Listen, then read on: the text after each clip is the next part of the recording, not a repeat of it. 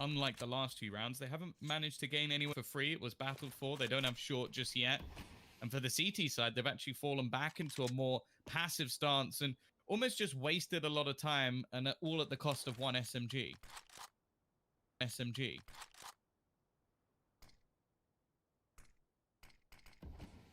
Well, heavy mid on mid. Great angle from Roman here. Only able to get one. It is that one and done. Unfortunately, no one else available to quickly help him out. It will be down to Just, I would imagine, to save the round again, unless sAw finds the smoke. If Just had traded just one frag, but no, not going to happen. So into the 2-on-2.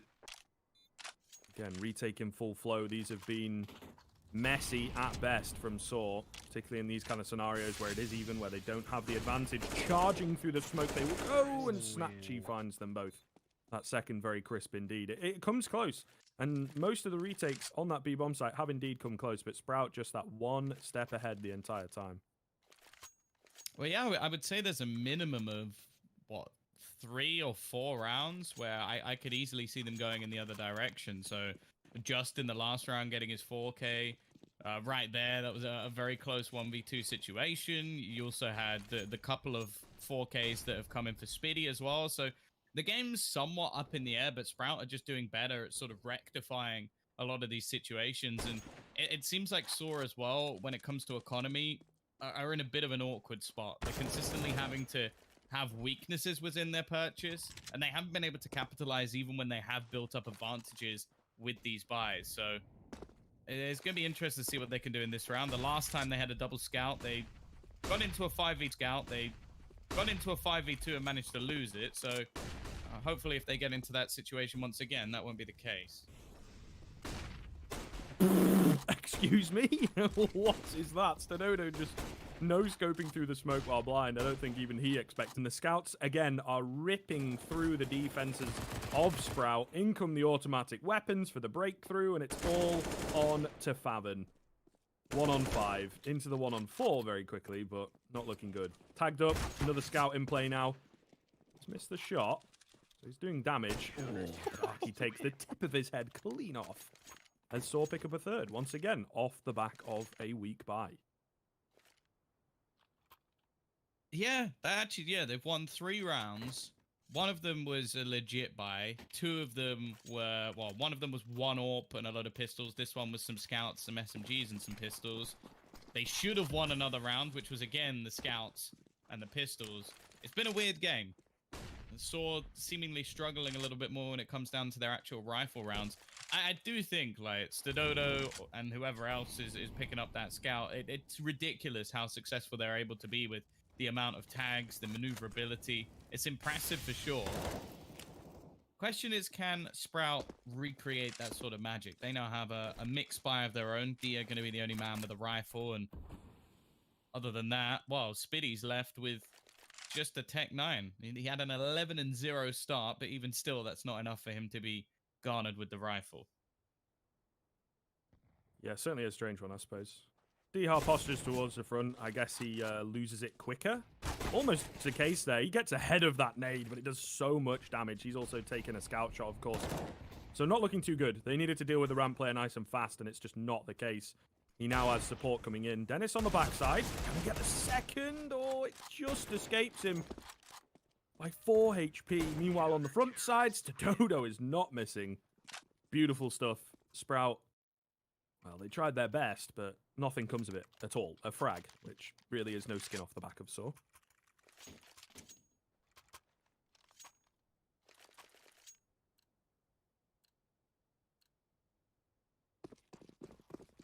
Well, they've broken them. And even a sort of 9-6 half here for sAw would be absolutely fine. sAw, this man's nuts. Honestly, we've had sort of Portuguese players that we've been excited about in the past. The likes of Fox coming up previously, and of course even Mutira's in some of the previous rosters he's had. But this man takes the biscuit. Like, as said, the last time they played against Sprout, he was absolutely ridiculous. I think, what did I say it was? It was like 25-7 or something. I want to go back and check just to make sure. on Dust 2. He was, 25 and 9. Absolutely ridiculous. Materas was up there as well, 25 and 11. The guy has got talent, and it seems to be whenever he has a scope in his hand. So definitely a bright future for Portugal, which is something I'm very happy to say. I said it last time. They're going to have the fan base for sure. Materas just goes running all the way through to try and take a battle in lower tunnels. He might have just given the game away a little bit here, as that's going to be an easy opener for Sprout. And as we've seen so far, that's not something they've needed. However, Stadodo almost instantly gets the trade in mid, fighting straight through the double doors. Always risky as a CT AWP to constantly take those battles. But again, as said, they needed to be putting him in a position where he can be successful. He starts getting more aggressive, and wow, things start going better.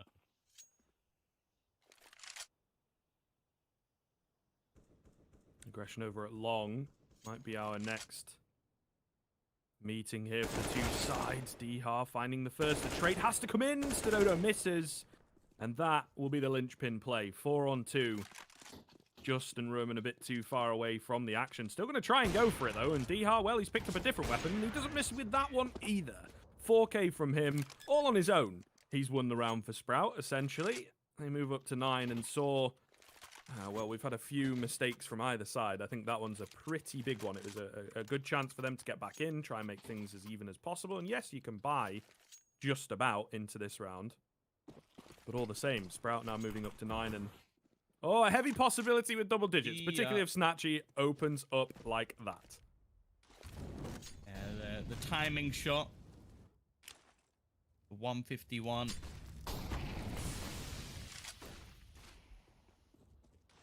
Well, it's still the double AWP. Like, the thing is, the double scout has been almost enough. Stadodo, I think he's just missed the timing here. The scope will be heard. Dennis actually not going to go in for a trade. And he manages to get back around the corner. I was almost certain that Dennis would be able to get that kill with the timing. Snatchy instead will kill him off, and now this becomes a real problem. Of course, for the side of sAw, they've got to go for this. Rome looking to try and maybe hit someone on the cross, but the bomb will get across safely with no real problems. A 2v4 situation. Yeah, not looking good. I think in any other round they'd look to save, but of course, being the final one of the half, you've got to go for it. Encroachment coming in here. 2 T's. Okay, Fabian, what the hell was that flick? It's difficult for him on the second player, but Dihar is around to deal. 10th round for Sprout. Pretty clean half from them overall. I think if it was super tight, we'd be looking more at like a 12-3 kind of scoreline. So really well done from them. And hopefully into this second half, they don't make as many of those mistakes against Force Buys. Of course, the CT economy not quite as forgiving.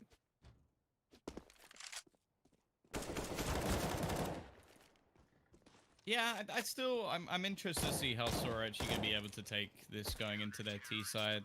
When we saw them play last, they managed to get actually 9 rounds on the T side anyway, so it's not like it's out of the realms of possibility, although they did then go 7-0 on their CT side. So Sprout definitely having a better day today, which is good to see. They've had a couple of rough ones, obviously playing against Complexity as well and getting absolutely battered when they played during Blast. So they're definitely going to want to get a win here, I think, as well, with the possibility of getting through in towards the Pro League, which I believe is on offer this season as well. So definitely something worth fighting for. And for an organization as Sprout, as I said, they've been doing fairly well on the rise recently. I think them and Endpoint are probably the 2 teams that we look towards to have the best opportunity to actually do some damage in those tournaments. Like Endpoint, I think with some more practice could definitely do the work. I'd be interested to see if sAw did manage to get through, how they'd be able to do, but realistically, I think Sprout are probably the best option here. For the T's, they've spotted the push up mid, so they're going to go barreling in towards long. Now, this always has its risks, especially with only 1 P250 available, and it's already on the deck. So this gives more of a chance for someone like Snatchy to just ping off these long-range battles. Spiddy also on the cross with only a single smoke. It's another kill for him. A headshot straight through, and he's going to go charging. Another multi-kill for Spiddy. He is having a worldie of a game. I think he's currently 18-9, and an almost too easy pistol for Sprout with all the information they had. Yeah, it certainly seemed like sAw were just trying to find a desperate hole in the defense, almost. They saw those players coming up from middle, but Sprout didn't full send it. Half the team moved back, made sure that they were still holding out on towards A, and saw, yeah, not really set up for it. A single smoke, the 1P250 that no one peeked into. It was desperate. It was definitely desperate.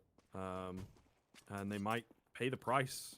To be honest, Sprout looking solid with the early opener into this round as well. Looking to make their way up short with the Deegs. We'll see how it goes. They did an awful lot of damage, as we've mentioned, in that first half with these types of buys, but it's a very different beast when you're on the T side. Mutiris, though, great shot to open up.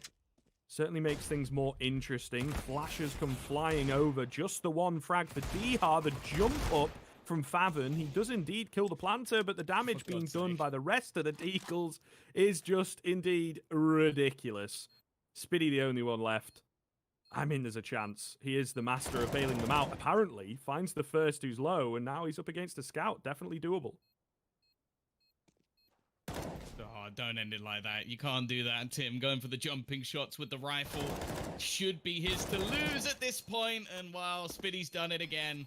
The clutch king in the server so far today. Not normally the man you look to in these sort of situations, but hey, if he's going to keep bailing his team out of rounds that they probably shouldn't be winning, I'm sure the guys at Sprout are going to be very, very happy. 21-9. As said, I think he was 11 or 12-0 at the early stages of this game, so has maybe teetered off a little bit, but it's been a good all-round performance from them, even if there have been some slip-ups here and there. For the other side of things, no surprise to Dodo up the top of the board, and we haven't seen the same sort of clinical performance we have from them previously. I think the main problem is there's been an awful lot of advantages that sAw have had that they've just not converted. Yeah, I think so, and it kind of sets the tone, doesn't it, in those early rounds if they don't find success. This one, though, nice and fast. No time to talk things over. Snatchy, good for one, but caught out in the open as he gets blinded. So 2 for 1 overall with the long exchange. Rotations are quickly on their way, but sort of slow things down. They've got plenty of time. Could even drop back if they so choose. And it looks like, indeed, that's what I'm going to go for. The whole team, or maybe they leave a lurker. Or maybe they leave a fake with the smokes to keep the CTs guessing. I like the reposition from Spitty. He's spotting out. Can he see anyone? Oh, there's some nice deep smokes coming in. Are they going A? Not quite sure. Taking a fight towards middle. Might sell the game away. Yeah, indeed. He is ready for this B hit. He's only on half HP, though. He gets one. I don't really think it's enough. A 3-on-2 on the retake. And they're miles away. Surely they have to save. It still seems like Favon is at least considering the idea of going for this. The lack of kit's the main problem, but there is one down currently on the B site. Does seem, however, that they might just be looking to try and hold a couple of players in on the exit. Do some extra economic damage, which, well, really could make things fairly costly for sAw. And obviously not wanting to allow them to build any momentum to get back into things. At the same time, the CTs are going to be the ones that really need to hold on to their weaponry. They're not going to get much loss bonus, in fact, the bare minimum. And in terms of their finances, well, maybe Dennis can drop a FAMAS. But other than that, they are probably going to be forcing into the next round anyway. Favon, though, he drops one, as said, makes things a bit more costly. And yeah, I imagine they're going to go for this because an extra 1900 added into their economy is still going to leave them with a pretty trash economy. The only reason for saving your money here would be as if you're going to double eco and you want to get, say, an AWP or something extra into the next couple of rounds. But they're going to go for the standard, force in, save a little bit of extra cash just to maybe give them an extra nade or two going forward. And with the amount of round advantage that they currently have, I'm absolutely fine with that. Yeah, I think so, right? That's kind of the decider. You might as well keep the pressure on. Because it's not like sAw have got the perfect buy either. So there's definitely a chance for them to, at the very least, keep that economy down, keep that economy low, find 3 or 4 frags. Or even take the round. I think it does depend on how the early exchanges go. sAw much different approach from them, I think, in terms of playing some very far back defaults, little bits of mid control on the T side of things, but not really playing as aggressively as their opponents were. Great angle for Dihar. He was blind for just a second, but Arky flashing himself in, and he hesitates ever so slightly. Indecision costs him his life. It's an easy opener and an upgrade to an AK for Diha. I think as well in the early stages, Sprout, especially in rounds like this where they have pieces missing, are much more happy to take big risks and take map control. It makes things a lot tougher. Tag connected, but not too much damage done. The second one, however, is going to be a bit more costly. Now, bear in mind, Spitty, he only has a deagle. He has nothing else to offer. But even still, he's going to manage to find two. That should have been an easy kill out of the back corner, but maybe not spotting him out. Stododo, he's gone with the bomb dropped in the window, so it has to be a fight taken now for just a 1v3. We saw him manage a decent multi-frag earlier, and he's found a double straight back, leaving Snatchy alone. He at least manages to retrieve a rifle, so this is almost going to be a dead even scenario, and the problem is the bomb. If Snatchy just falls back and survives, he wins himself the round, but just on 1 HP, hits the headshot, gets the 4K, and wins the clutch. Fantastic round once again from him. Wow. Wow, wow, wow. There's so many moments where these players just seem to defy the odds on both sides of the equation. Not just on saw's side, although arguably a lot more important there for just to find that one. I think they'd begin to tap out, or at least think about it if they lose that. And it comes so close. I mean, yeah. Where does Snatchy go, really? It was a tough one. And like you say, 1 HP. He also landed the headshot, so it was 100% confirmed kill. Could not write it. Could it be the turnaround for sAw? I mean, that's the big question, right? Whether they're able to work off the back of that momentum. I would imagine into this round, things should go swimmingly. A few deagles in play, but ultimately not an awful lot for Sprout to work with. Hoping to keep the economy modest, maybe walk away with an AK. Nothing too special here. It is the future rifle rounds. How are they? A lot of the aggression that Sprout has been throwing out in these sort of rounds, and knowing the economy of their opponent does mean that the likelihood is then not going to want to take too many risks. Interestingly, the extra money that was saved has been invested into deagles here, which I'll be honest, I don't really see the point of it then. You might as well just spend that on grenades and had something extra for the retake in the last round, rather than just spend it all here and still have a pretty weak CT buy going into the next. So I'm a bit confused as the plan there from Sprout, but nonetheless, if those deagles can at least do a bit of damage to the sAw economy, they can weaken the Portuguese overall position. Well, Favin has already managed to catch out one. His headshot angle is going to make things very awkward, and he takes a second as well. They're making this more than costly. They're making it dangerous as Snatchy comes in from behind, but it's wild. Sometimes correcting that deagle can be so damn difficult. He has got Rome in a pretty awkward spot, both battling on a pretty filthy headshot angle, and there's the timing for Spinny, but he also makes a bit of a mistake, a whiff of sorts, and this is so awkward. I just want someone to end this, a 1v1 situation now. Snatchy has retrieved the MAC-10. He wants that deagle shot. 3 bullets left in the clip, 2 bullets, 1, and that's enough, as he will get the round for Sprout. It's not pretty, but somehow they've managed to make 4 deagles work. What a mess. What an absolute mess. But again, sAw letting the ball slip when they had that opportunity. I mean, I guess I kind of cursed them by saying it was a shoo-in. All the same, really should be finding that, particularly with the amount of opportunities that those Sprout players, Snatchy and Spitty, could have ended the round earlier than that. Put it that way. But in the end, clutching it up, they don't really care how they do it in a round like that, so long as they do. There's no negatives coming into this one. Double up setup, in fact. So they are absolutely flying right now. sAw, meanwhile, I would imagine their pause as they try and talk things over. The money in the bin. And they are 6 rounds behind. This is really not looking good. Also, to highlight, obviously we jumped straight in, so we didn't quite get a chance. But this is the pick of sAw. And then Train comes up next for Sprout. So it's going to be kind of rough if they can't pick up their own map. I think the veto works quite well for both teams, but all the same, it's just a nice feeling to have yourself your own pick, of course.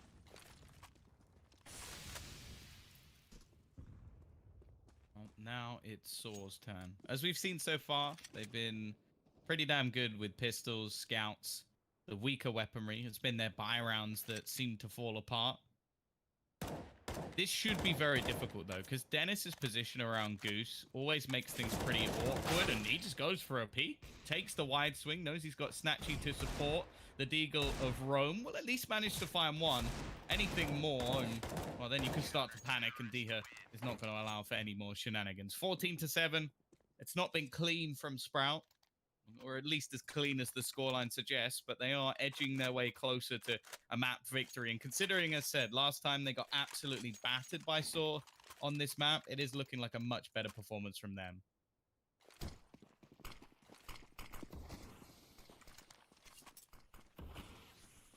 I think they're a really good team at that, right? Where they do kind of get beaten or surprised or in their own heads. I've always felt the mental side of the game has been kind of difficult for some of the players, particularly Spiddy and Dennis, the more long-stay players. But the second time around, it often doesn't go the same way. That's for sure. Particularly in a short amount of time where they've really gone back and worked on what went wrong. Flank is in here from Diha, looking solid.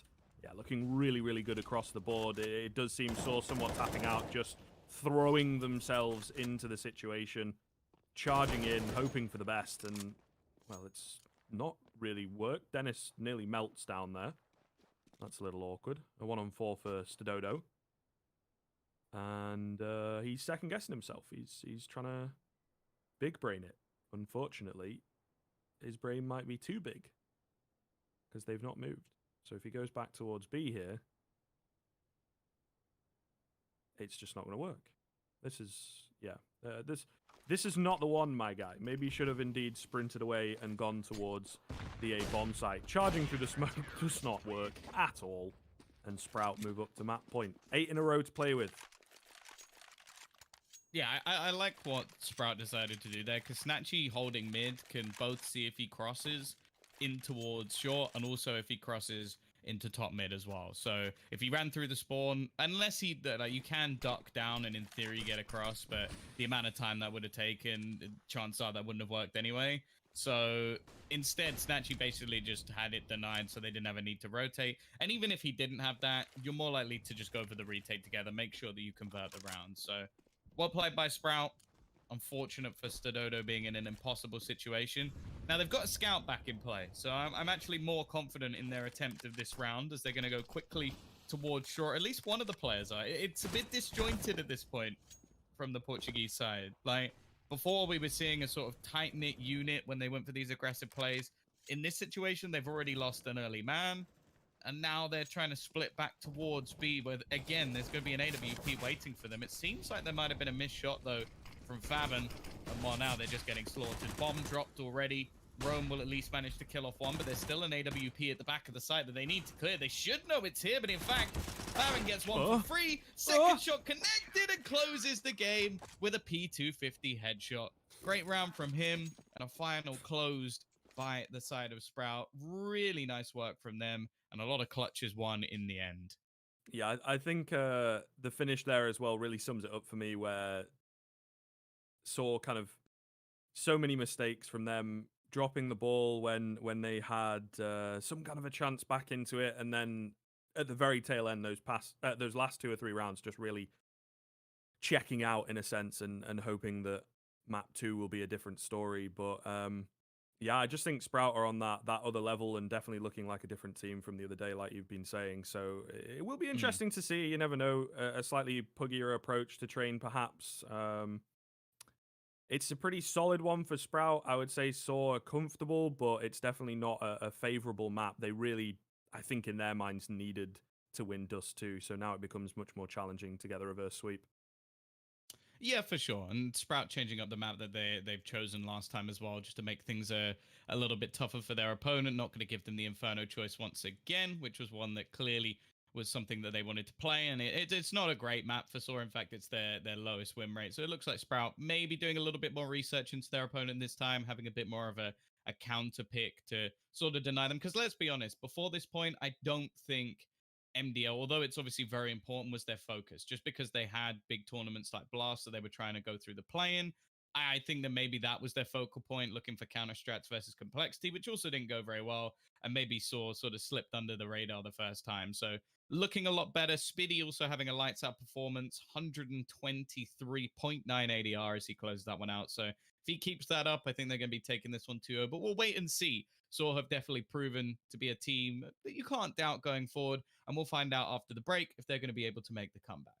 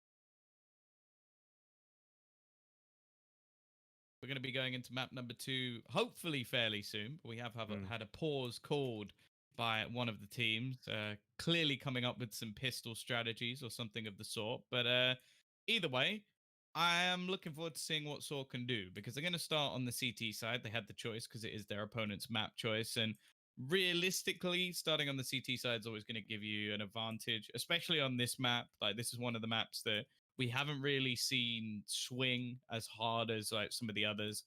And it's where a lot of teams will necessarily have a tougher time if it is a newer roster. But obviously, we don't have that argument here.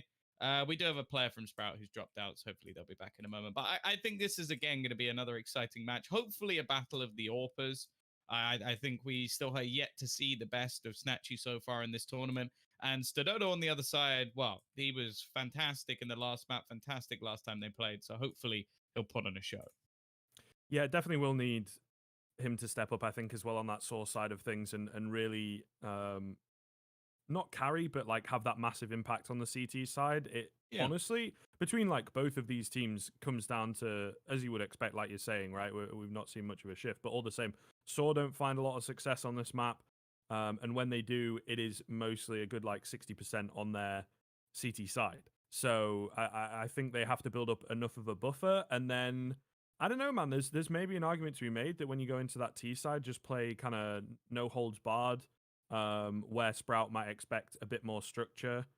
They possibly could come back, and I have seen, it's been a while now, but I have seen Sprout lose some pretty hefty advantages on this map to those looser, faster, in your face kind of T sides. I think sometimes they expect teams to have a similar amount of structure as them. And it's not always the case, particularly for some of these teams who are less comfortable on the map. But the pistol getting underway, of course. Charging forwards, Diha finding the first sTododo. There he is on the board, through the smoke, of course. Needs a bit more help from his comrades. Just in and around the smoke. Oh, Thorn in the side. That's an awkward fight. sTododo saves his life, though, while he reloads. Spitty will eventually take him down. But all the same, sTododo makes sure he stays alive a little while longer and gives the rest of the boys a chance in. There's a bit of blocking going on at the end.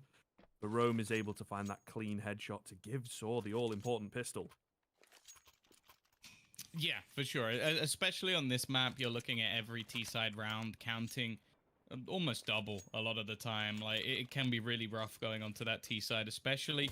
And it's one of the maps where we highlight T-side AWPers actually quite a bit, because opening kills really are important on this map. Like, the B-side opening kills normally just give you the site, set you up nicely for afterplant situations.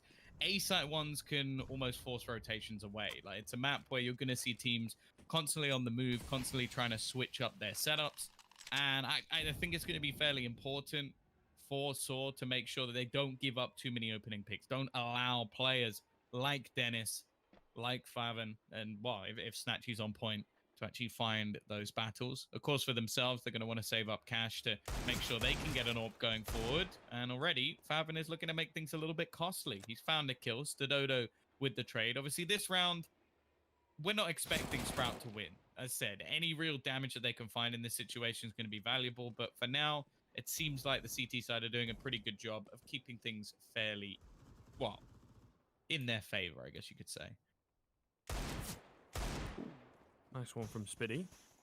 On range onto Arky as well. Okay. You were saying about keeping it in their favor. It's still looking good for the round itself, but doing that damage, particularly on a buy like this where they've not fully invested into things, it is just the glass cannon deagles, as it were. So, should be all but over here. Nice little bait with the sounds from Mutiris. sTododo takes him down, but still, losing 3 players in that round, really not ideal. And now we see the AKs come out. Yes, a little premature and lacking in some utility, which I would say is pretty damn important, particularly for your earlier rounds. There's maybe enough to work with. It does limit you ever so slightly, but all the same, sAw are kind of feeling the burn. They have the full utility. They do indeed manage to spread the weaponry across, but can't afford to lose this. It's really a good chance for Sprout to get a solid foothold if they win this round, or even if they do big damage.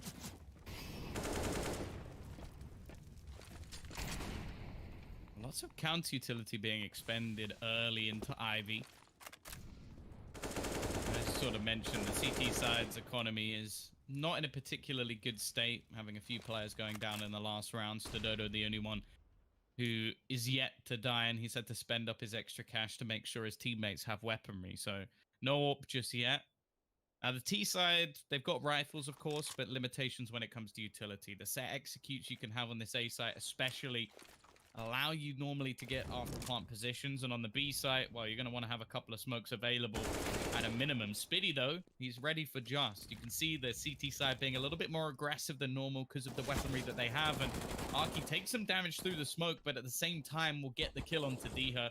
Dennis with another pick, but the trade's coming back and forth, and it's left all onto Arky.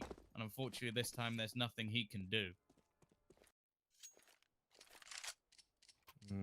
I'm not so sure. I mean, that angle from Just, right, it works maybe if they fly out, but taking it slow, taking it careful, as Sprout so often do, is easily spotted. And from there, it just seemed to waterfall. Did their issues? The dam broken out in A main. And like I said, it continues to get worse. As soon as they lose a round, they've not really built up enough of a buffer. Arguably, to be honest, if they'd have won cleanly against the Deagles, still might not have done. Just the way the money is, but all the same, hard eco into this one. I kind of like this. It's early on, they want to stay hot on the heels of Sprout, keep the pressure up. The game plan for this round is stack A. It's coming close. There's a good bit of damage being done, but unfortunately, no actual frags. There you go. Didn't curse it with even thinking of saying that line, but all the same. Second in for Sprout, nice and clean. I mean, okay. I mean, not sure if I'm a fan of this. I like taking the clean eco and make sure you have a super strong buy and maybe get like some deagles into this one is maybe where I would sit. Maybe a bit of armor to go alongside. You know, you eco and then half buy, and sure, it's a bit longer before you get rifles out, but yeah, this is really not ideal. You highlighted win conditions of AWPs, and I don't think we're going to see any of those for a little while from sAw. Well, yeah, that's the thing. Another thing that the T side, I think, can do quite well is if they can deny the AWPs on the other side, that could work for them. Now, they've thrown the Molotov in to almost try and fake things out. It didn't work. They checked for Faven, but he still gets 2 kills. Flashbang as well from Deer, and they are just tearing them a new one. This is looking like a team that, well, really doesn't know how to play Train at all at the moment, because Sprout are not really doing anything too crazy whatsoever. They're just waiting patiently a lot of the time. I do like the idea from Sprout, of course, like throwing the Molotov in behind a teammate to bait them into thinking no one's there, but the fact they both check it and somehow Faven manages to get both kills. The other thing that also links to what you were saying in the last round is if you have a star AWPer, especially on a map like Train, I don't know why you wouldn't be saving money to get that up into play. Like, that seems like a big misplay from sAw. Like, allow your best player to have the gun that he is renowned for, rather than just going for these riskier force buys that, well, I don't even really understand the premise of it, because if Sprout's economy was low, then I get the idea, but it wasn't. They had 2,000 to 3,000 minimum on each player, so no matter what happened in that round, Sprout were going to be able to buy. So you've just taken a huge risk for no reason. Yeah, it's really strange, isn't it? And it's like, if you want to take a riskier round, well, there's a couple things. First of all, like, Force in, I guess they went on super low money in terms of the loss bonus, but still, Force in that 1900 scenario, if that's what you want to do. And then also, I think they kind of bought the rifles up, the MP9, a little bit of utility, but they just sat as though they had full belts and a super comfortable buy. I think you need someone, maybe even a couple players, to get aggressive rather than just sit and let Sprout dictate the pace. Because your best way of winning really is the weaponry, not just that utility, not just closing out certain areas. You have to force your way in and carve the map up with bodies rather than with nades. And it's always a good sign as well of a super strong CT side, in my opinion, if they can continue to get chip and chunk damage, particularly on Train. It's one of the best maps for it. And we're not quite seeing that in this round either from sAw. Charging towards B. Picking up the pace. Roman standing strong, but it's all in vain. They have indeed been surrounded, encircled, crunched, finished off. And now a 4-on-2 as the bomb goes down. Yeah, I would almost just suggest a save at this point. You're trying to push back in to retake a site with no utility, no kit, just the bare rifles and a 2 versus 4. Like, chances of winning that, slim to none. You'd need some of your individual players to pop off beyond belief. And I'll be honest, from what we've seen so far, the players popping off have been on the Sprout side. Like, again, Spitty right up the top, 9 and 3 alongside Favin, who, again, has had some pretty impressive openers. They've not really needed Snatchy. That's the honest truth. Like, even though this man has had his AWP, they have not needed him to succeed just yet because of how clean things have been following the beginning 2 rounds. Now, Just has managed to get a kill on him. Does he have time to actually save the AWP? No, that's a shame. That would have been a big win for this round, getting an AWP onto a teammate's hands, especially because thus far, as said, they've almost got themselves out of this one. They've denied their star the opportunity to get his weapon of choice. They've denied themselves utility, and thankfully going into, well, what will it be, round number 9? The loss bonus will be enough that they don't have a choice. They'll have enough cash.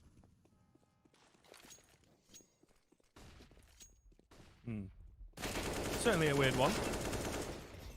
Spitty pushing forwards to get a double. I mean, this is just another day at the office, isn't it? Unless, okay, here we go. Deagle's getting interesting. If we had those earlier on, maybe. It's still a lot of damage. The round itself not looking too doable. Roman's taking a shift in position. Ooh, being spotted. The spray does connect. Doesn't quite finish him off. He is sticking around, trying to take those fights. Bullets whiz past Snatchy's head, and he's out of there. Mollying behind him, off towards B. Oh, and Spitty on a silver platter. Easy as you like. It's a nice bit of movement from Roman, but he had no idea, no, I suppose, respect for the fact that Spitty could indeed be there. So, comes a little close. But at this point, sAw need more than just a little close. Up to 6 rounds already on the T side. Sprout are just having a great time on train.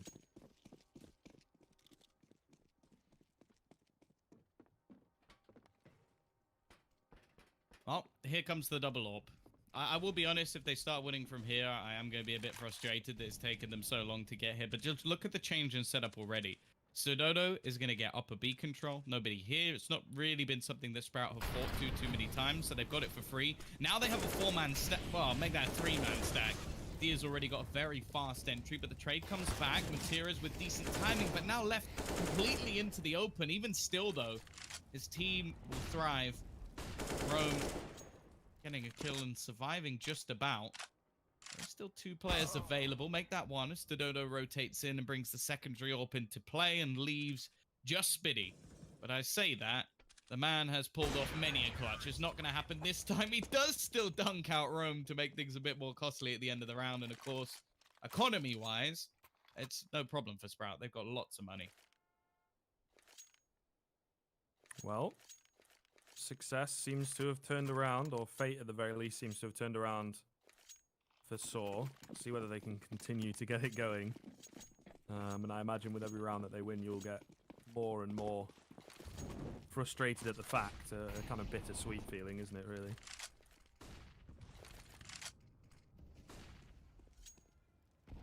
Yeah.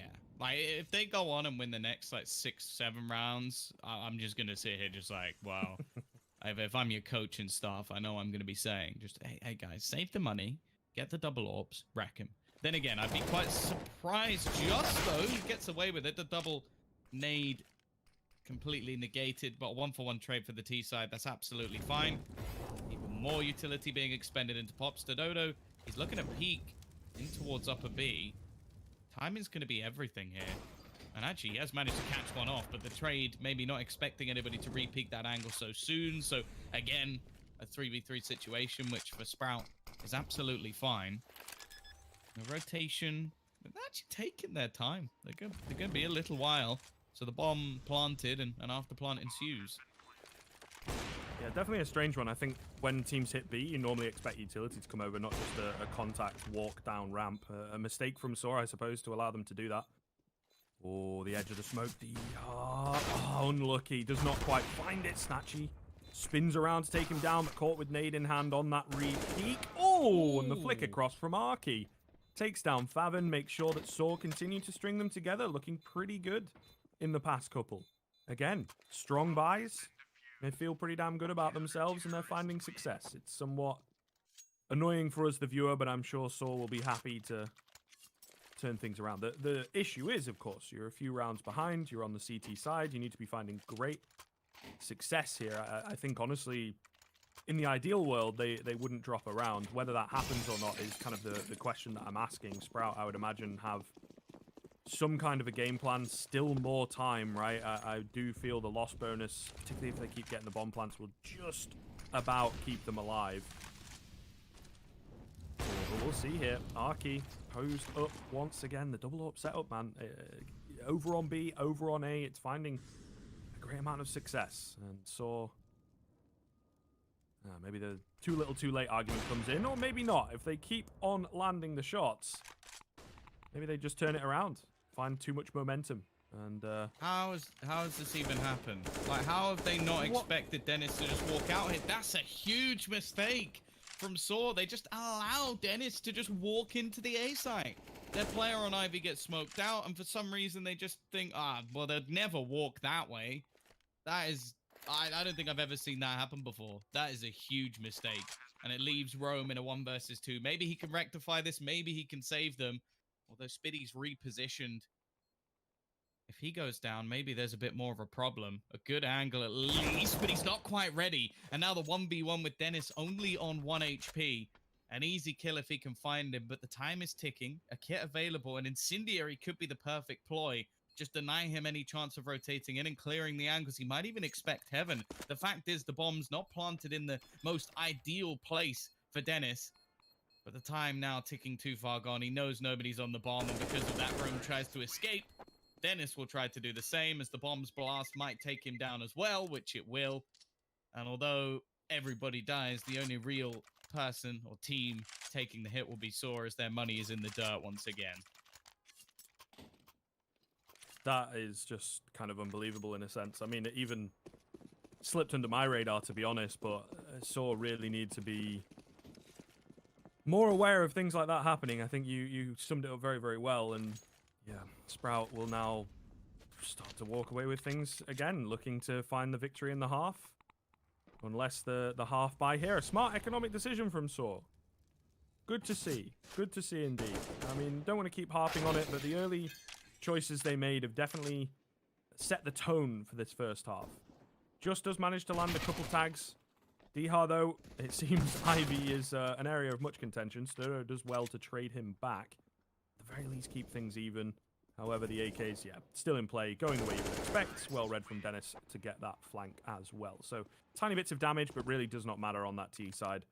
sAw can't really afford to drop any more rounds, to be honest. It's already a great half from Sprout.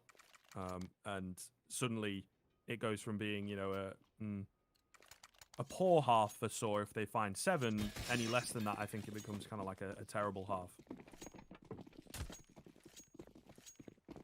Yeah, I think this is already a pretty rough position. At least they have been able to save the money to get the double orbs back into play. And, well, up until the huge slip-up in the last one, they were going well. But now Dia seems to be coming online.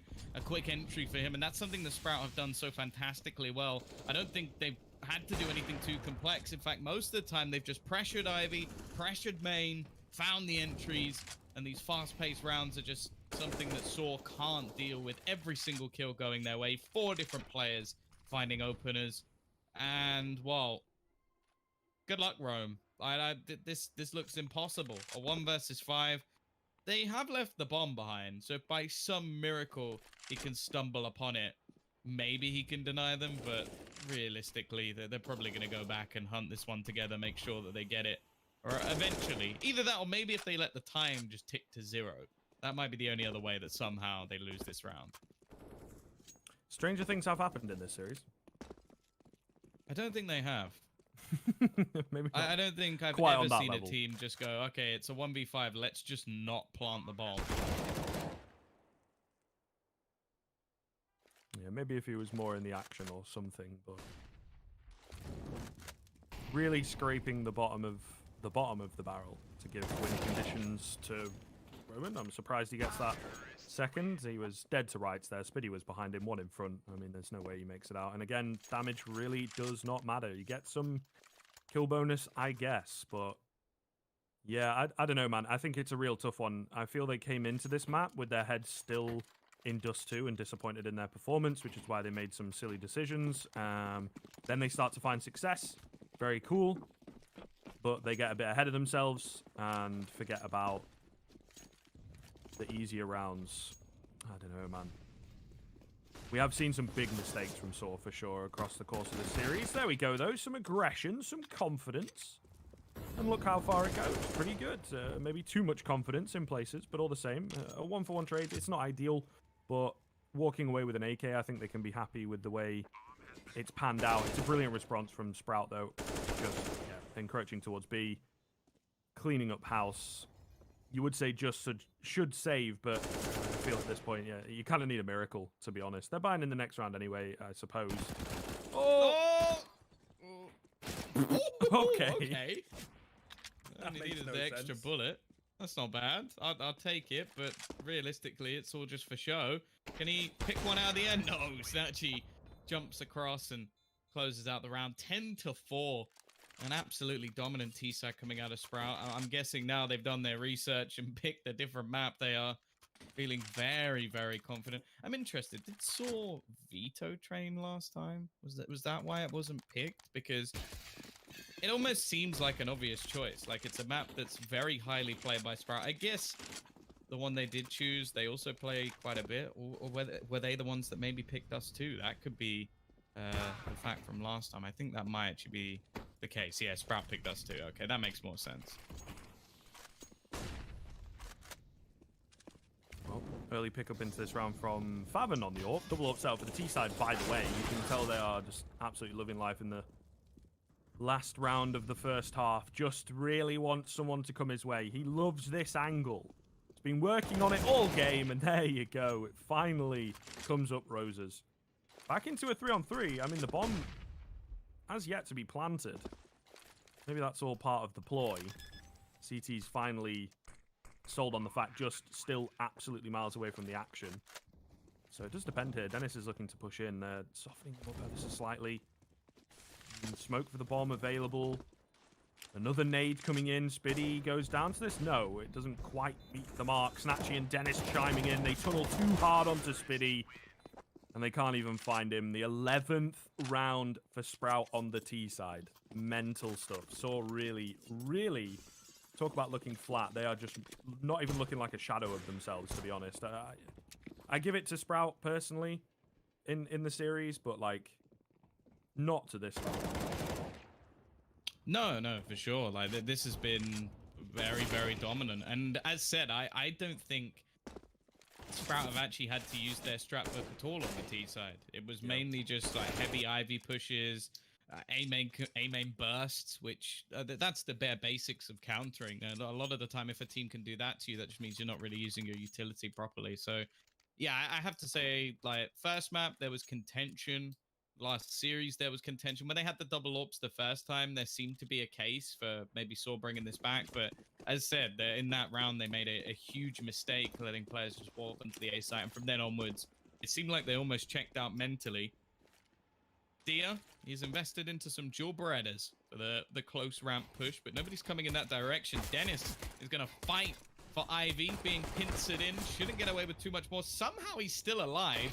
Eventually will be killed off, but there's still 4 more members of this Sprout roster to go. Trades coming back thick and fast. The Julies will do nothing. And actually, Stadodos look to take this one into his own hands. 2 kills for him, 2 for Mutiris, and things will continue at least a bit longer as they do take themselves a pistol. Okay. Certainly looked dicey for a second. I thought Dennis surviving a bit too long would buy all that time for the rotations, but they came in, and I guess the gap just closed. And the Glock spam, it can be deadly. It can be very deadly indeed. So sAw playing off that. Let's see what they can get with it is the real question, of course. Scouts and Deegs and MP9 as well in play for Sprout. A brilliant map for these types of buys. All the long lanes that are at offer, and there's one. Snatchy in the brown halls finds an early tag, able to back away unscathed. Bites off a bit more than he can chew. More damage done. I mean, Chunk's taken out the T side, but no frags as yet. And sAw, generally speaking, when you find the early advantage, you can just wind the clock down ever so slightly, set up and execute. And, well, you talked about those bursts and not using it properly. I mean, if you've not got any utility at all, it's very difficult to keep players at bay.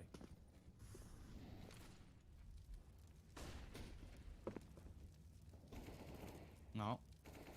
Nice shot from Favin, but the site has been lost, and his teammates a little bit further away. A long rotation coming back from Dennis, and if they somehow manage to bring this one back, I think we can call it done, because sAw are in a pretty commanding position in this round. Sure, a couple of players already tagged, but no kit available for the CT side. Time a ticking, and realistically, it comes down to how many weapons the Portuguese can just make sure they hold on to. Like, not let any of these Galeals slip out of the hands. A MAC-10 being lost wouldn't be the end of the world, but anything else is too much cost for my liking. Yeah, it does come close in some places. I mean, if one or two more exchanges goes the way of Sprout. But really well done. sAw just nice and tight, packing in, making sure that they don't get caught off by it. And that's all you can ask for at the end of the day. Dennis does get one on the tail end, of course, but bare minimum of 3 and all that.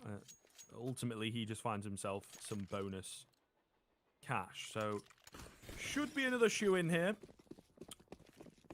Emphasis on the should, because sAw, we've said that a few times across the course of this series. And it doesn't always seem to be the case. And something like this may well indeed catch them off guard. A fast rush coming in from 4 players. There's enough here to deal. I think they wanted to find one isolated or maybe someone close enough to ramp that they could overwhelm them. But it's not the case. sAw set up pretty solidly, actually, in the default there and deal with it cleanly.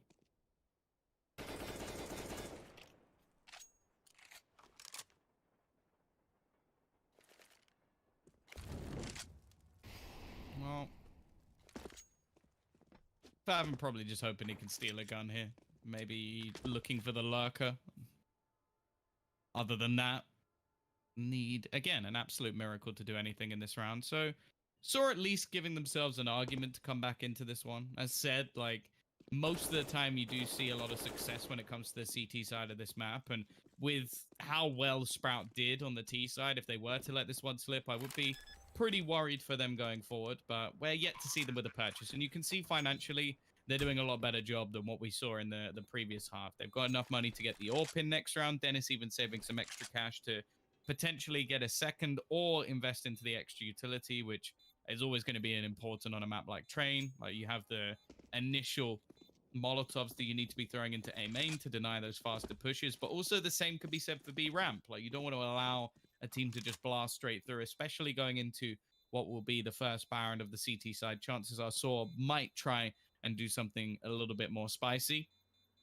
Arky, definitely a little bit wary that someone might be going for a cheeky ninja defuse, but in fact, Favin just wanting to keep his deagle, not give any extra money over to the opposing side, so we'll just save it on the other side of the map.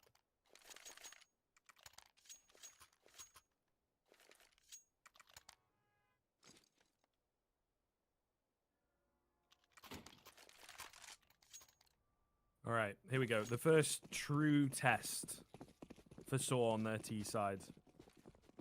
And they come in with some bonus weaponry. 2 Galils. Again, maybe some questionable decisions in places. They're definitely not terrible, but no AWP at all, especially for me, is somewhat strange. The flash doesn't quite work out, but Mutiris's aim is true. Favin very quickly gaining one back for the CT side. 1-for-1s are always nice for the Ts, but all the same, it's a softening of the blow, thanks to Favin.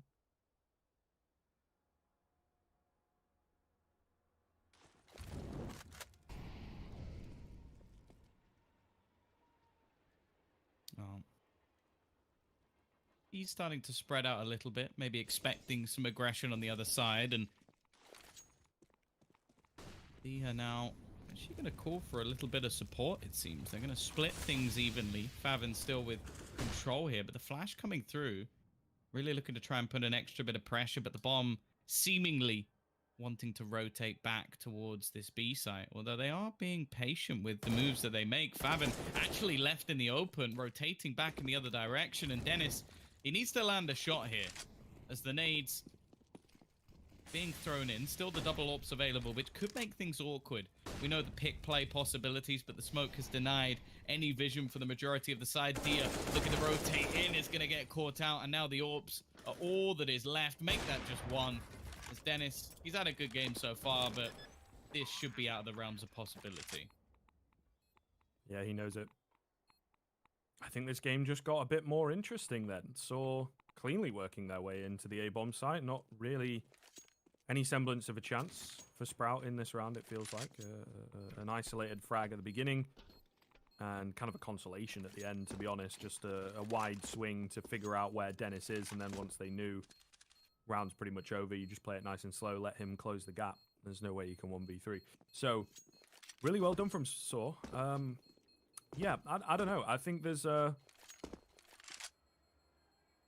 like I said, a few issues with the Sprout CT side. They kind of expect, not in general, but in this game, they kind of expect the opposition to approach things in a similar fashion, and we see very quick approaches. Yes, there's like executes and stuff like that, but sAw not really working anywhere else on the map, not trying to blow your mind with some incredible fake out or whatever. They are just bursting in and using their raw aim, which I think, for me, across the board, I'd say sAw, in terms of that fragging power, in terms of just mechanical skill, do indeed have a little more than Sprout.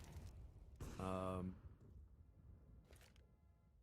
it generally does come down to the way that the approach of the game sometimes for them, as we saw on Dust 2, just really doesn't work. No aggression, no posturing, just hoping the individuals can carry them through, which is at the moment kind of how things are going. Quick flash, early opener, let's work off of that. There's nothing too advanced in that previous round. Yeah, the nades, always a letdown. Always a letdown. Just a second or two too late, unfortunately. Although I guess with the windows being shot, it kind of gives away that something's coming. In fact, Famine just goes running up. Wanted to try and take a battle with the pistol. Spiddy now getting aggressive into main as well. And the patience of sAw is actually bringing this one back quite convincingly. They've got a lot of money saved up as well over the last few rounds. And they're just being patient. They're allowing these plays to become more aggressive and then just find themselves some pretty easy frags. I think it's going to happen again. Just claiming map control for free, and, well, holes in this defense is being spotted second after second. Snatchy now, it has to just be a save. Try and keep that up into the next round, but they're going to know this. And I want to see the T's hunt this down. Like, get this weapon out of his hands. Don't allow him to have a free AWP into the next round. Sure, the loss bonus is maximized, so he'll have it anyway, but even still, that extra cash can be utilized later on, especially if they do start to win a couple of rounds, which for Sprout's sake, you kind of hope they do. But they've got him surrounded. This should be a very easy kill, and in the end it will. No need to pick up the AWP, of course. And now the distance down to just 2. 5 rounds, or is it 4 or 5 rounds at least? I think it is 5 rounds in a row for sAw. And Sprout yet to really get on the table in this second.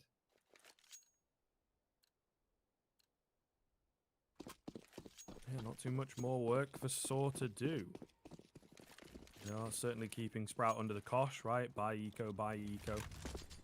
And who knows, maybe they win a round and things look negative. There's no time to talk it over, though. No time to theorize, because they just charge straight in. Stadodo's found the opener. Good to see him on the AWP here on the T side. Certainly could be another factor for Sprout to deal with. And Snatchy, his counterpart on the other side, who has indeed been a little quiet across the course of the series, ends up going down. Oh, the elbow. Yeah, a bit too wide, unfortunately. I mean, Dennis, damned if you do, damned if you don't from that kind of a position, particularly with the AWP. But it seems all too easy for Stadodo here in round. Oh, why have I done that? 21. The panic. Yeah. Again, Stadodo strutting his stuff, and for the CT side again, they're going to need some sort of hero to bring them back from this. Utility is minimal, and you're going to need Dia to hit some pretty crazy shots, although, again, just look at the wide spread of sAw. They could still go in either direction. Speedy in a fairly open position, but it looks like the bomb's going to start doubling its way back towards this B site once again. Molotov thrown out, and footsteps might have given a game away, but it doesn't matter. Just look at the position of Just. There's absolutely no way that Sprout are winning this round at this point. And I think they're just going to have to fall out and make sure they save all the extra weaponry. So the streak of rounds continues. 6 in a row for sAw.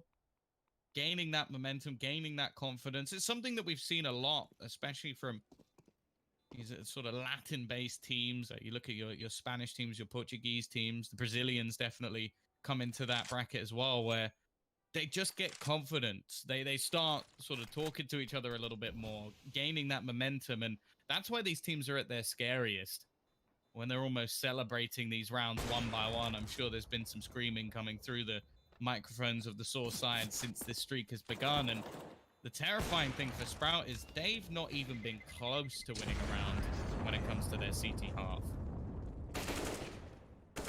Yeah, it's a wild juxtaposition, isn't it, from that first half? And I mean, I did say sometimes they can just fall apart at the seams on the Sprout side of things as well. So I think we have that sort of double-faceted success for sAw right now. The fact that, indeed, like you mentioned, success is a great motivator. Meanwhile, on the Sprout side of things, I think lack of success, they can find it hard to bounce back from. Dihar getting aggressive here, though. Oh, there's a couple too many targets. He does eventually find them. The posthumous nade from Arky takes him down. So it is only a 2-for-1 overall. He could have gotten away, so kind of lucky for sAw that does indeed happen. But all the same, nice from Sprout. Early double and an early man advantage for them to work with. They need to hold on to this. This is where we really start to worry. A lot of the rounds, I would say, sAw found early advantages and worked off of that. But if we come into a round where Sprout are the ones in the lead to begin with, and they lose it, then you have some serious issues. Yeah, for sure. Especially with how Diaz managed to get them those openers as well. I think it would be a bit of a tilting factor. Nonetheless, Snatchy, again, he's not going to be hitting his shots. He does reposition, however, and drop the man attempting to cross. Now, the bomb being this aggressive is a worry, but Just has been able to win his duel. Not cleanly.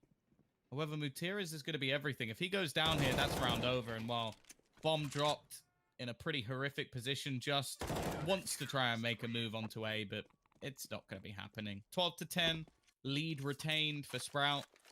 And for the T's, as we've already mentioned, the bombardment's not going to stop. They've got almost unlimited cash at this point. By the time they finally run out, the loss bonus will be with them as well. So even then, just a bomb plant would be enough. But I'll be real with you. I think that the game will likely end before they run out of cash. I think so. Oh, straight out into Olaf. Okay, they're aware. I was going to say there's a chance that could be somewhat overlooked. Definitely aware now with the smoke going down. Oh, another flash, another burst. It's traded immediately, but still gaining some ground here on the T side. Roman survives on 9 HP. Speed being employed by the T's. So far, heavily successfully. And Sprout have been caught with their pants down. Dennis misses the chance. Stododo cleans up house. A nice little double from him coming in, but my goodness, blink and you miss that round. Yeah, and I think an immediate pause. Money is just about-ish there. Spiddy, perhaps not. Favin, perhaps not. I would imagine that's what Sprout are talking about right now. What do they do? Well, yeah, their loss bonus is still maximum. So personally, I'd like to see them just go for some pistols, SMGs, like minute buy, and then come back in the next round. Maybe Snatchy can go for something a bit more, like get some scout and armor, and then still have enough for the AWP in the next round. But it's not worth just putting everything into this one. But yeah, again, I'm very impressed with sAw's ability that once they do get those opening kills, they're so very good at just like setting up certain players to hold angles. Stododo in that round, it gets a really important kill into the connector as the rest of the players move forward. So it just seems like as a unit, they're very, very good at knowing exactly what they need to be doing, which can be quite difficult, even though it's something that you practice day in, day out. When you get into the moment, sometimes things slip, sometimes you make mistakes. But it seems like sAw so far on this T side haven't really done that. They haven't given these stars the ability to do anything. Favin, I'm not even sure how he gets a dink off there. Like, that is such a bold position to try and find a kill from. a high risk and the reward is nothing. For the rest of the players, again, the hope is to do some extra damage. I'm actually quite surprised that we don't see like Snatchy maybe drop a Deagle over and allow Spiddy to get some Kevlar or something here, because he's going to get 3,400 in the next round. Now, there's not really a purchase that needs 7,500. But then again, I guess if Spiddy doesn't get shot, not having armor doesn't really matter. Indeed. I do like the readjustment from Sprout as well. Yeah, AK retrieved. A lot of information with all the footsteps coming in, although they're not really able to rotate across very quickly. Some kind of a fight will be put up here. Whether it's a good one or not is another question. First frag onto D-Har found. Snatchy, does he want to just save this AK into the next? Or what? Spiddy with a quick flick across. All right, he's being crisp on the Deeg. In all fairness, Snatchy trying his best to open them up here on the B-bomb site, but it's just not working out. Roman falling down. Plays the headshot angle really well, though. And sAw finds the final. So, yeah, kind of all in vain. Not a lot of damage. I don't know, man. I guess you kind of have to go for it, but I would have liked to see the AK in this round, I guess. But kind of a non sequitur sort of round there. This is what it all comes down to, of course. sAw really running it back here on the T side. Sprout, it looked like they'd put a stop to it. Pretty decisive 12 from them, but not to be. sAw just absolute masters of the T side right now. Well, they've saved their cash. They've got an AUG in hands and going to try and take a bit of map control. Main is the play, but it seems like other ideas are in the heads of sAw. They're already making their way towards the B side. Now, there are a couple of players already here. Snatchy has not been great, I'll be honest. And that was the same case when we saw them play previously. Even in the last map, mentioned that in a lot of the time, he wasn't really needed. This time he is. It's him and Dia to try and defend this B site. Flashbangs are good, leaving him blind on the site. They've spotted both, and it's Mutiras again to find the opener. Snatchy will at least be able to find one, but even still, it will be an after-plant position. And Mutiras, he's not afraid to get up close, right in the faces of his opposition. Just going to be waiting on this close angle. The peek comes through, but it's lost. However, in the meantime, Snatchy has gone down, leaving us in a 3v3 situation. The rotation's still yet to be had for Spiddy, who is potentially waiting to try and catch someone on the flank. Missed shot will come out, but luckily Arky's there to save him. And now Dennis, once again, probably just going to try and exit with this AWP. It has all fallen apart for Sprout. So far, they've managed just one round in this second half. And sAw, maybe they're not out of the MDL just yet, looking to try and get through to that third and final map. Dennis will be able to survive. But whether Sprout do is another question. Yeah, it really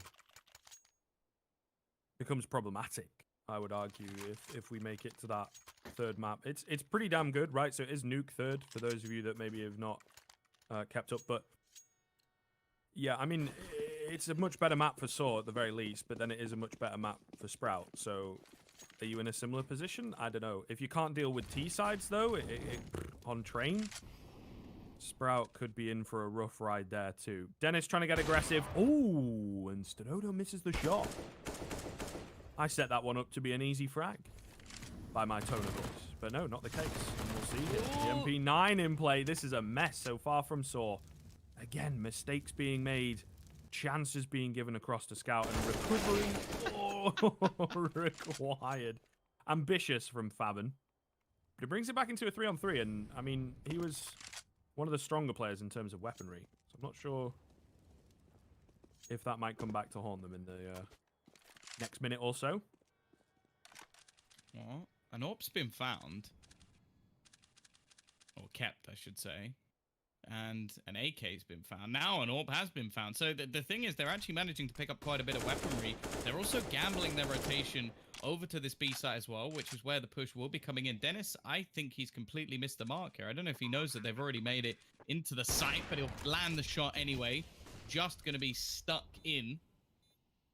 Dia comes jumping over the top. Dennis is up there as well. Knowing that there's a player close, there's a good opportunity for Dia, who will find the trade. And Rome is only on 26 HP. There's a real opportunity for them here.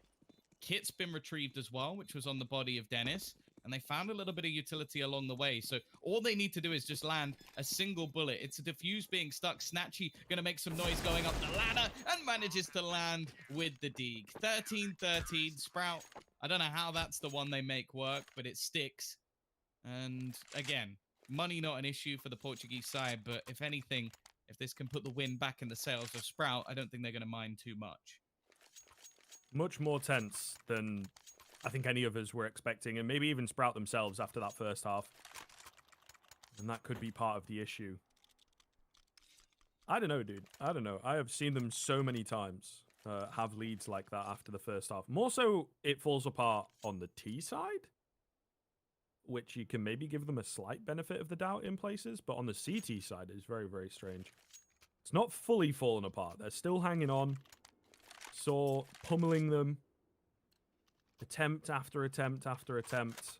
Most of them successful, but the key ones, when it comes to taking the lead or holding on to the lead, seem to be a little too hard.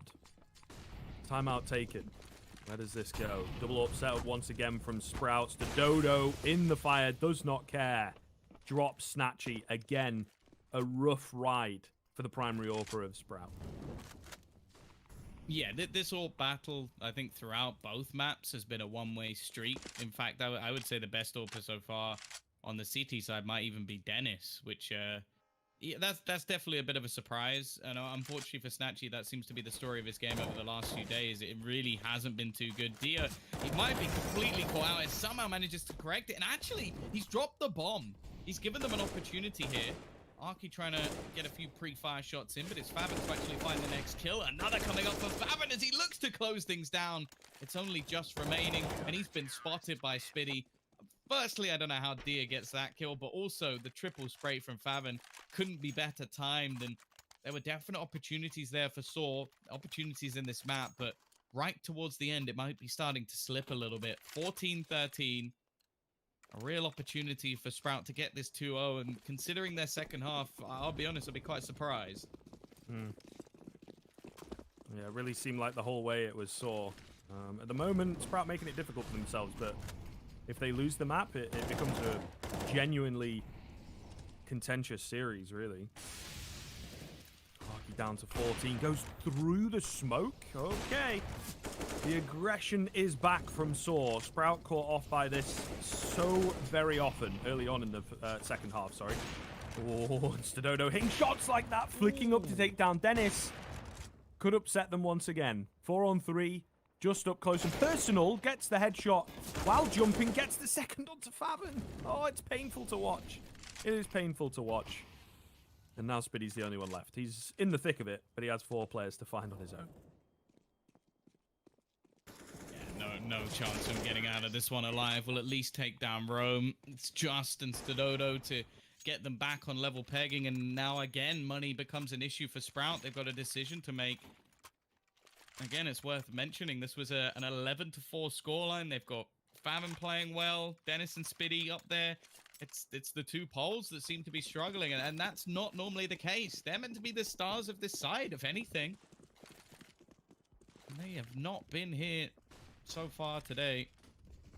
They will have a purchase. It's Favin who's going to end up dropping an AWP over and getting an SMG in return. Not a fair trade, but hopefully it's worth the investment. Snatchy's without any armor as well, and as said, he's been quiet, and Stadodo, it's just easy pickings for him every single time. Free kills, it seems. They're just feeding him at this point. 26, top of the board. And now they start to put the pressure onto Ivy, where, well, they've already lost their first man and are having to rotate players over.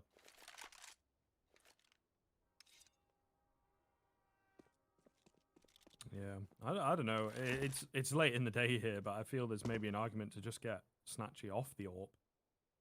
But then it's such a weird one. Particularly if we're going to have another map. Can't do that the whole time. But certainly could be something that, at least for train, Sprout look back to. Snatchy himself, particularly, looks back to. Really quieting down here. 40 seconds left. A move being made out from upper. Awkward fight, but DR able to find it, of course. Arky spent most of the time in the air was the sacrificial lamb to allow the bomb to go down, I suppose. The retake in full flow. There is a quick flank from Faven. Okay, and Roman getting caught off through the smoke. Dennis also chiming in. We talk about Sprout falling apart. Well, in this round, it's sAw. Oh, that second one is crispy. The defuse is taking place. Yeah, he's too far away. Damage, though.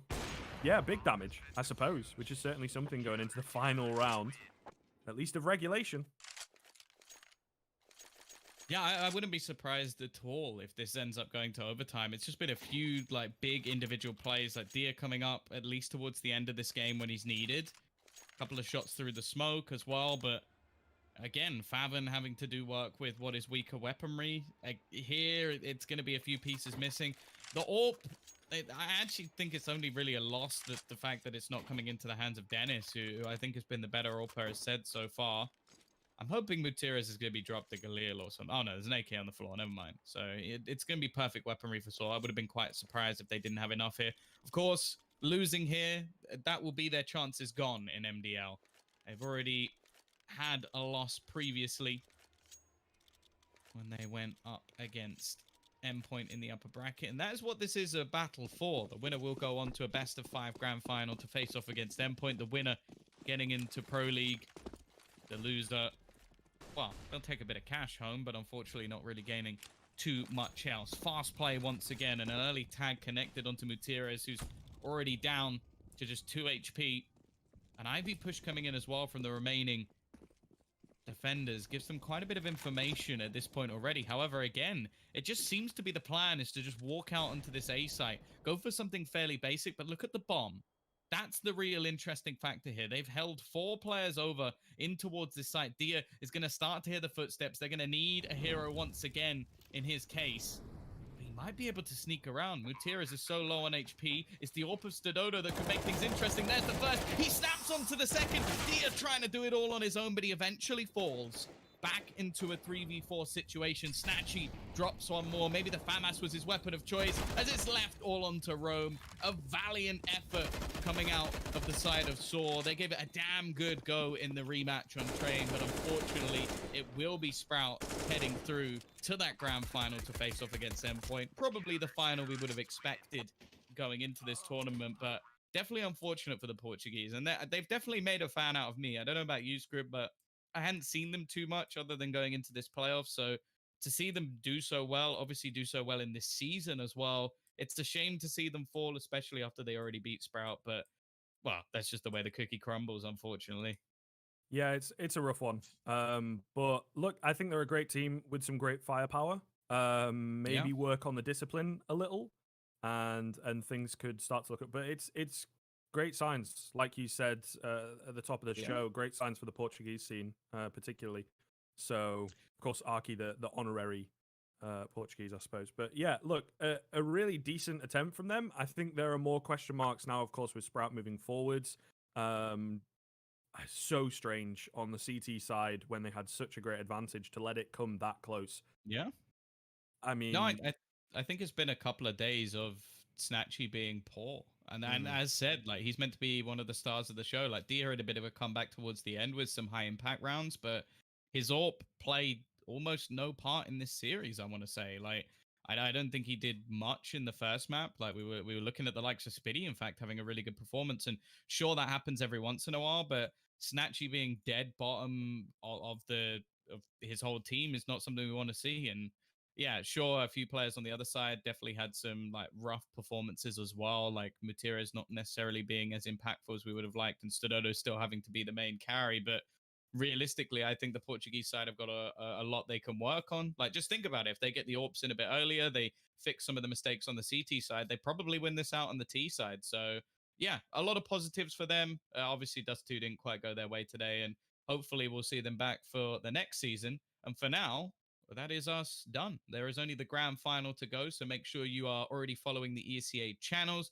Make sure you're drinking some lovely Mountain Dew, and we will see you back over the next few days.